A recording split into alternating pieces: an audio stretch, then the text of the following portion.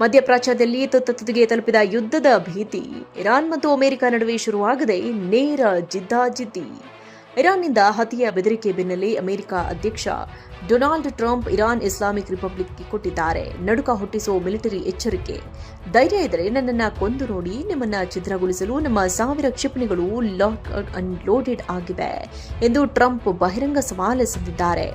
ತಮ್ಮದೇ truth social ಜಾಲತಾಣದಲ್ಲಿ ಗುಡುಗಿರುವ Trump ಅಮೆರಿಕದ ಮೇಲೆ ದಾಳಿ ಮಾಡಲು ಸಂಚು ರೂಪಿಸುತ್ತಿರುವ ಇರಾನ್ ಆಡಳಿತಕ್ಕೆ ನೇರ ಸಂದೇಶ ರವಾನಿಸಿದ್ದಾರೆ. ಇಸ್ರೇಲ್ ನೀಡಿದ ಶಾಕಿಂಗ್ ಗುಪ್ತಚರ ಮಾಹಿತಿಯ ಬೆನ್ನಲ್ಲೇ ಅಮೆರಿಕ ಸೇನೆಗೆ ಸ್ಪಷ್ಟ ಆದೇಶ ರವಾನೆಯಾಗಿದ್ದು, ಇರಾನ್ನ ಇಂಚಿಂಚು ಪ್ರದೇಶವನ್ನು ಧ್ವಂಸಗೊಳಿಸಲು ಮಿಲಿಟರಿ ಸರ್ವಸನ್ನದ್ಧವಾಗಿದೆ.